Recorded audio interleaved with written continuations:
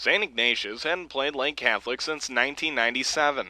They hadn't played Bedford since 1920, and they've never played the Lancaster Golden Gales. Led by head coach Rob Carpenter, the Golden Gales were in the playoffs again a year ago, losing to eventual state champion Hilliard-Davidson in the first round of the OHSAA playoffs. The Wildcats head to Fulton Field to take on the 2-0 Golden Gales Friday. My name is Michael Watson. This is your Panelmaster pregame update. Visit panelmaster.com, where control panels are quality by design. Media coverage this week will come from 12:20 a.m. The Word. Ed Doherty will bring you all the play-by-play over the air. I'll be alongside Mark Schweikowski online on the St. Ignatius Broadcasting Network. Go to sibn.weebly.com for that link. And Eddie Dwyer will have all the pregame info for you at Eddie Dwyer's Corner on the St. Ignatius website. Go to ignatius.edu/athletics for the link to the SIBN broadcast and Eddie's game preview.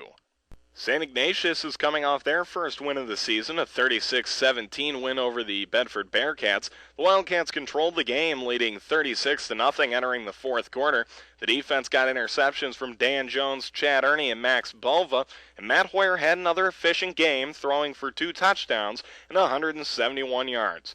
David Joseph caught his third touchdown of the year, and Dan Gray scored his first touchdown on varsity on a 35-yard screen pass. The running game was effective as well. With Bobby Graben's street clothes, it was Tim McVeigh and Dan Grace doing the running. Grace was effective between the 20s, but it was Tim McVeigh who scored the only touchdowns on the grounds for the Cats, scoring from 13 yards and 1 yard out. Tim Shank converted field goals of 41 and 21 yards, while missing a 54-yard kick into the wind at the end of the first half. Lancaster moved to 2-0 with their win over Lakota West last week, outrushing the Firebirds 309-43.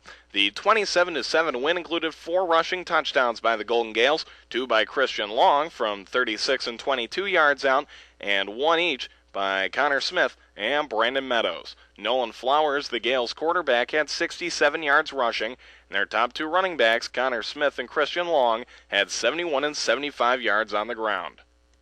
If you make it out to the game this week, here's a few things to look out for. For the Wildcats, senior wide receiver David Joseph has 3 touchdowns on the young season, making some great acrobatic catches and running by opposing secondaries as he did a year ago.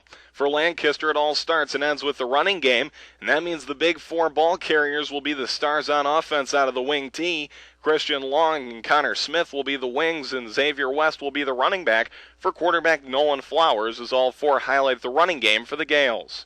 For a full game recap of this week's game, visit Eddie Dwyer's Corner at www.ignatius.edu/athletics. Eddie has everything Wildcat athletics, from the 4th-ranked National League soccer program to the 2-0 cross-country team to the 105-4 golf team. And a reminder that the SIBN has live audio coverage from Dublin as the Wildcat soccer program takes on Dublin Jerome at noon on Saturday. If you can't make it to Lancaster, be sure to tune in online for the game for the SIBN. This is your Panelmaster pregame update. I'm Mike Watts.